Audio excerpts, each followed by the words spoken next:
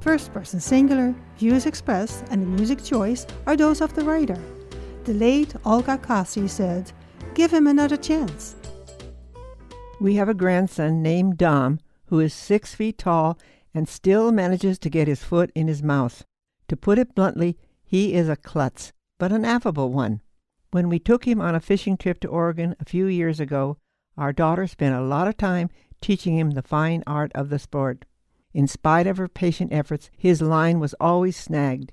If she was within 15 feet of him, he'd manage to cast a hook in her direction, and the amount of gear he lost in a week would have lasted her all season. Early one morning they were following a stream, heading for her favorite fishing hole. She looked back to check on him occasionally. Suddenly, Dom was nowhere in sight. She retraced her steps. No Dom. Then she heard the muffled sound of groans and saw a fishing pole wave in the air far upstream. When she got there, Dom was stranded, mired in a deep hole, his boots full of water.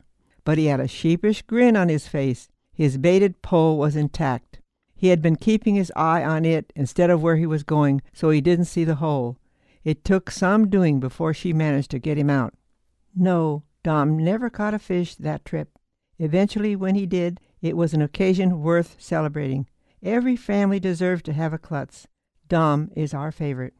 The late Olga Cossi was a writer of books for children and adults. If you would like to share your opinion or stories, send 240 words to firstpersonsingular@kskd.org. For First Person Singular, I'm Matilda Rand. You made me and you changed me, you're in everything I see. Where in the world would I be today if not for the family?